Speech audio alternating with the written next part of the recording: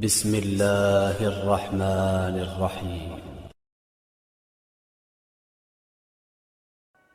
ما شاء الله لا حول ولا قوة إلا بالله العلي العظيم. أعوذ بالله السميع العليم من الشيطان اللعين الرجيم. بسم الله الرحمن الرحيم. الحمد لله رب العالمين. الصلاة والسلام وتحية والإكرام على سيد أسلم ما في الوجود سر الله في كل موجود ونقطة دائرة الوجود صاحب لواء الحمد والمقام المحمود مولا ومولى الثقلين جد الحسن والحسين بالقاسم محمد وعلى أهل بيته الطيبين الطاهرين المعصومين المظلومين المنتجبين المنتخبين ولعنة الله على أعدائهم أجمعين. اللهم خص أنت ولا ظالم باللعن مني وابدأ به أولا ثم الثاني والثالث والرابع. اللهم لعن يزيد بن معاوية خامسا ولعن عبيد الله بن زياد بن مرجانا وعمر بن سعد وشمرا وعلى أبي سفيان وعلى زياد وعلى مروان إلى يوم القيامة.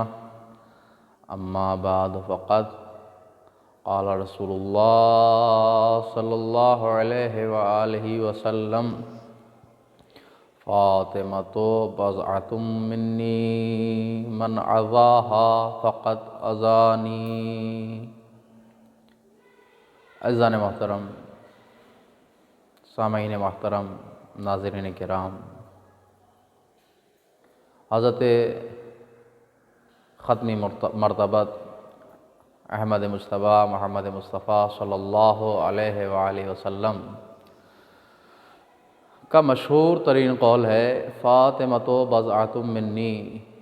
فاطمہ میرا بضاعہ ہیں، میرا حصہ ہیں، میرا جز ہیں. من عزاہا فقط عزانی، جس نے میری بیٹی فاطمہ کو اذیت پہنچائی گویا اس نے مجھے اذیت پہنچائی.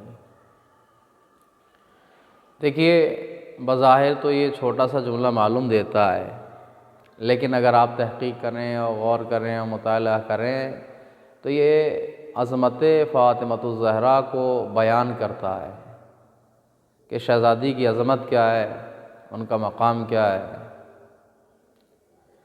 چونکہ نبی کی زبان سے نکلنے والے الفاظ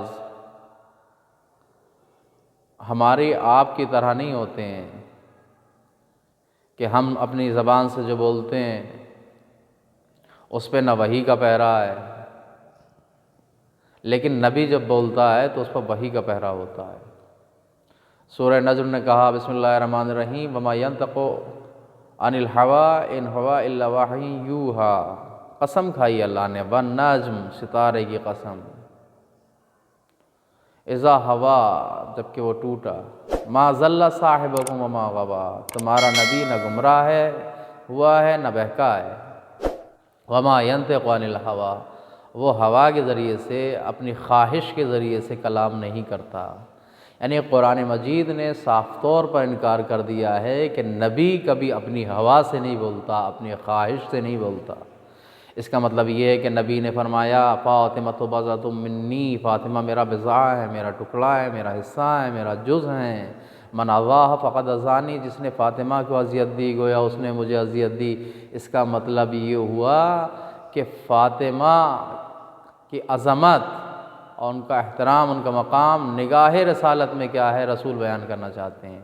ایسا نہیں ہے کہ نبی نے جو فرمایا ہے فاطمہ میرا جز ہے، میرا حصہ ہے، میرا ٹکڑا ہے، یہ اس لیے فرما دیا کہ باپ ہیں بیٹی کی محبت میں کہہ دیا. نہیں، باپ اور بیٹی کا مسئلہ ہی نہیں ہے، چونکہ قرآن نے پہرا لگا دیا ہے وحی کا. وما ينطق عن الهوى، خواہش سے نبی نہیں بولتا، اپنی چاہت کے اعتبار سے نہیں بولتا کہ باپ کے دل میں بیٹی کی محبت آئی اس نے کہہ دیا یہ میرا حصہ، میرا ٹکڑا. نہیں، وہاں تو پہرا لگا ہوا ہے وحی کا ان ہوا الا وحی یوحا، جب یہ زبان کھولتا ہے تو وحی کے ذریعے سے کھولتا ہے، جو یہ بولتا ہے وہ وحی الہی کہلاتی ہے، یعنی نبی اپنی مرضی سے کچھ نہیں کہتا، نبی نے جو کچھ کہا وہ اللہ کی مرضی سے کہا۔ اب اگر نبی نے کہا کہ فاطمہ میرا جز ہیں، میرا حصہ ہیں، اور جس نے فاطمہ کو اذیت دی اس نے گویا مجھے اذیت دی، اس کا مطلب یہ ہے کہ نبی نے اپنی مرضی سے نہیں کہا بلکہ اللہ کی وحی کے اعتبار سے کہا، اللہ کے حکم کے اعتبار سے کہا۔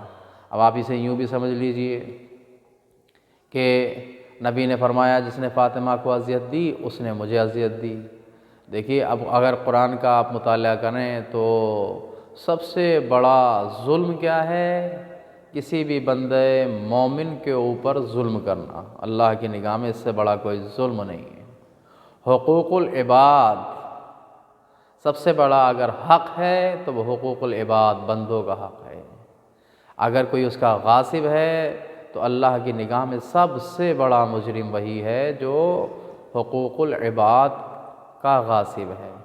اب ذرا یہ سوچئے کہ اگر کوئی بندوں کا حق غصب کر لے تو اللہ کی نگاہ میں وہ سب سے بڑا مجرم، لیکن اگر انہی بندوں میں سے کسی ایک کا کہ جسے نبی جزو رسالت قرار دیں، اگر کوئی اس کے حق کا غاصب ہو، اس کے مرتبے کا، اس کے مقام کا، اس کے حق کا غاصب ہو اور اس پر ظلم کرنے والا ہو تو اللہ کی نگاہ میں وہ کتنا بڑا مجرم ہوگا۔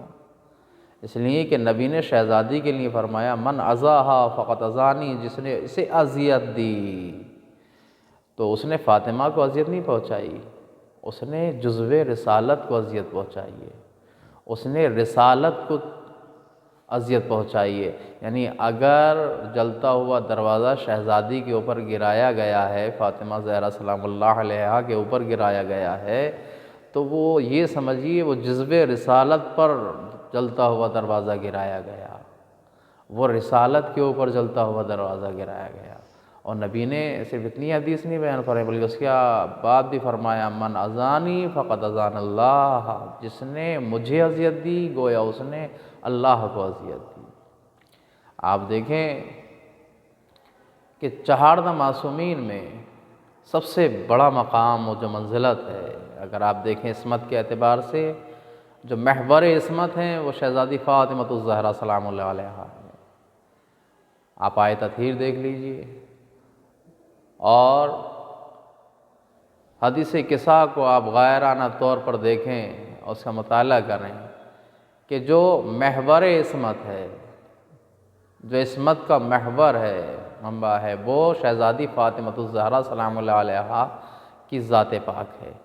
اس لیے کہ اس میں اللہ نے جو تعارف کرایا ہے وہ عصمتوں کا تعارف اپنے حبیب کے ذریعے کراتا تو سمجھ میں آتا ہے، چونکہ اللہ نے حدیث قدسی میں کہا لولاک لما خلقت الافلاک، کہ محمد اگر آپ نہ ہوتے تو یہ افلاک نہ ہوتے، تو اگر ہمارے نبی کے ذریعے سے تعارف ہوتا تو سمجھ میں آتا ہے۔ یا مولا کائنات کہ جس کے لیے نبی نے فرمایا انا وعلی من نور واحد، میں والی ایک ہی نور سے ہیں، جو سید الائمہ ہیں، جو خلیفۃ الرسول ہے، جو قسیم النار والجنہ ہے، اگر ان کے ذریعے تعارف ہوتا تو سمجھ میں آتا ہے۔ یا امام حسن امام حسین علیہ السلام کے ذریعے تعارف ہوتا۔ لیکن آپ یہ دیکھیے تعارف کس کے ذریعے سے ہو رہا ہے عصمتوں کا؟ شہزادی فاطمہ الزہرا کے ذریعے سے۔ جب اللہ نے ملائکہ کے سامنے قصیدہ پڑھا اہل بیت کا تو سید الملائکہ حضرت جبرائیل علیہ السلام نے پوچھا پروردگارا یہ تو سمجھ میں آتا ہے ساری کائنات ان کا صدقہ ہے جو چادر کے نیچے ہیں، لیکن یہ تو بتا کہ چادر کے نیچے ہے کون؟ تو اللہ نے آواز دی ہم فاطمۃ و ابوہا و بعلھا و بنوہا، اس میں فاطمہ ہیں، ان کے شوہر نامدار ہیں، ان کے بابا ہیں اور ان کے دونوں فرزند ہیں۔ یعنی اللہ کی نگاہ میں اگر کوئی عصمتوں کا تعارف کرانے والی کوئی ذات تھی تو وہ ذات فاطمہ الزہرا سلام اللہ علیہا ہے۔ اور یوں اگر آپ دیکھیے تو آپ کو یہ بھی معلوم ہو جائے گا کہ رسول اکرم صلی اللہ علیہ وآلہ وسلم کی زندگی، شہزادی فاطمہ الزہرا کی رخصتی کے بعد آپ کا دستور یہ تھا کہ دروازے سیدہ پر جا کر سلام کیا کرتے تھے۔ پابندی کا اصول تھا، یعنی جب بھی نماز کے لیے جاتے تھے تو پہلے در فاطمہ پر سلام اور اس کے بعد پھر آپ نماز کے لیے جاتے تھے۔ جب واپس آتے تھے تو پہلے در فاطمہ پر سلام کرتے تھے اور اس کے بعد آپ نماز کے لیے جاتے تھے۔ یہ مقام و منزلت ہے شہزادی فاطمہ الزہرا کی کہ نبی خدا خاتم المرسلین، جس کے صدقے میں کائنات خلق ہوئی، وہ جب نماز کے لیے جاتا ہے، اپنی عبادت کے لیے جاتا ہے تو پہلے فاطمہ الزہرا سلام اللہ علیہا کے دروازے پر سلام ہی دیتا ہے۔ یہ ایسا نہیں تھا کہ یہ ایک باپ کی محبت تھی جو بیٹی سے تھی، ایک باپ اپنی بیٹی سے محبت کرتا تھا لہٰذا اس کے دروازے سے جا کر اس کی محبت میں اسے سلام کرتا تھا، نہیں۔ میں نے پہلے ہی عرض کیا کہ وما ینطق عن الہوی ان ہو الا وحی یوحی، نبی جو بولتا ہے وحی کے اشارے پر بولتا ہے۔ اور محمد اللہ رسول، محمد کچھ نہیں ہے صرف اللہ کے رسول ہیں، یعنی محمد کا ہر عمل بطور رسالت ہے، نبی جو بھی عمل کرتا ہے وہ بطور رسول کرتا ہے، وہ اسماء حسنہ ہے سارے کائنات کے لیے۔ تو اب جو بھی محمد کا کلمہ پڑھنے والے ہیں ان پر لازم ہے، واجب ہے کہ پہلے فاطمہ الزہرا کو سلام کریں، کیونکہ یہ طریقہ ہمیں کس سے ملا ہے؟ ہمارے نبی حضرت محمد مصطفیٰ صلی اللہ علیہ وآلہ وسلم نے ہمیں تعلیم دی ہے۔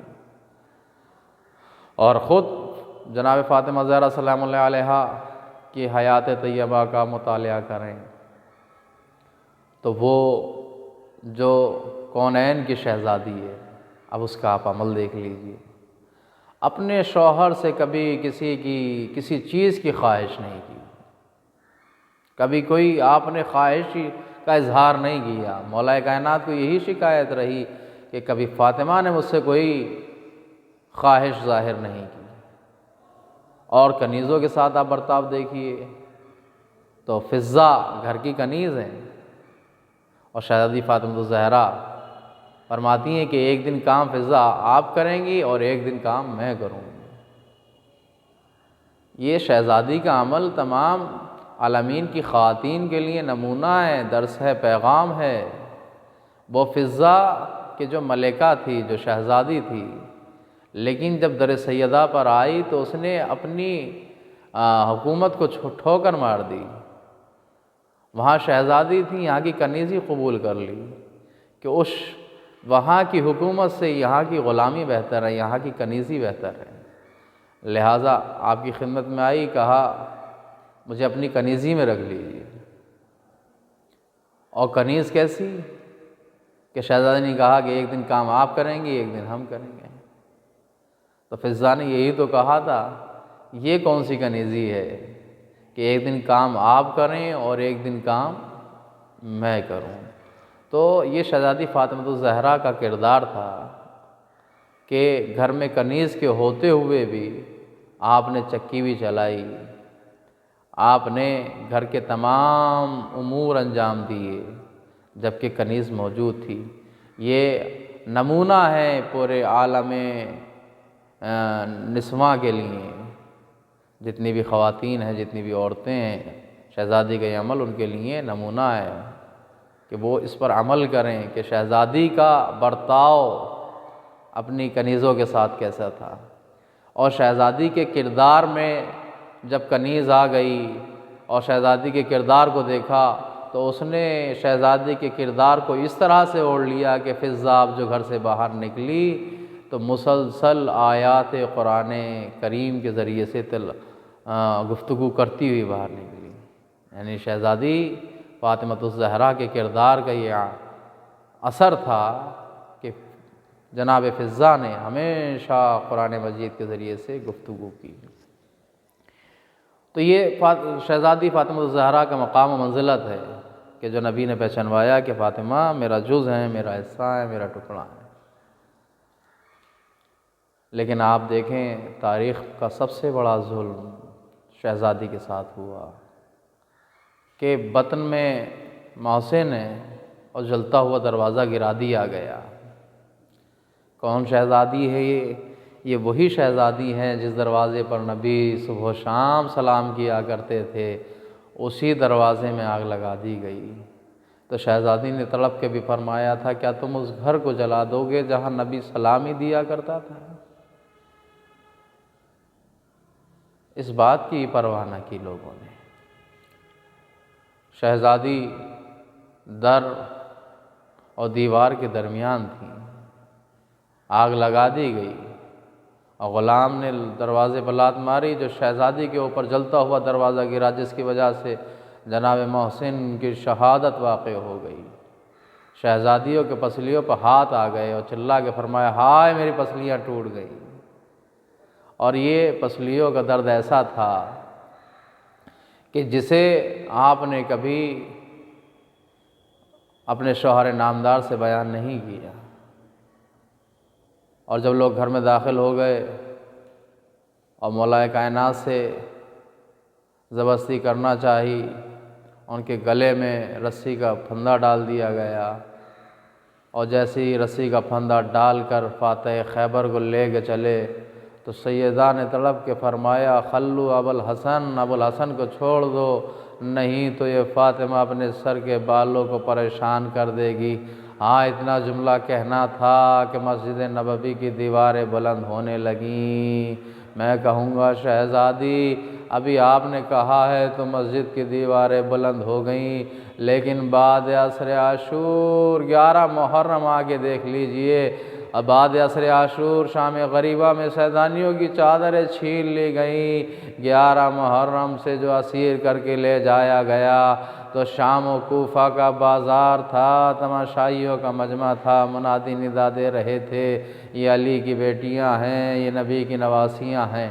ہاں عزادارو، میری شہزادی حجرے میں چلی گئی اور تسبیح و تحلیل کرنے میں مشغول ہو گئی۔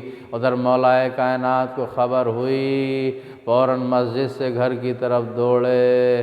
ارے چھوٹے چھوٹے بچوں نے اپنے ننھے ننھے عمامے اتارے، علی سرہانے پہنچ گئے۔ پہنچنے کے بعد کہا، فاطمہ۔ شہزادی نے آنکھیں نہیں کھولیں، کہا بنت رسول۔ شہزادی نے آنکھیں نہیں کھولی، تڑپ کے فرمایا، زہرا۔ جیسے ہی زہرا کہا، شہزادی نے آنکھیں کھول کے فرمایا، اے علی اچھا ہوا آپ آ گئے، میں بھی عالم رویا میں تھی۔ بابا نے مجھ سے فرمایا، میرے لال تو نے بہت مصیبتیں برداشت کی ہیں، اب تم میرے قریب آنے والی ہو۔ عزادارو، وصیتیں کرنا شروع کیں۔ شہزادی سے نے فرمایا، اے علی میرے مرنے کے بعد مجھے غسل و کفن آپ ہی دینا، اور میرے مرنے کے بعد میرا جنازہ رات کی تاریکی میں اٹھانا۔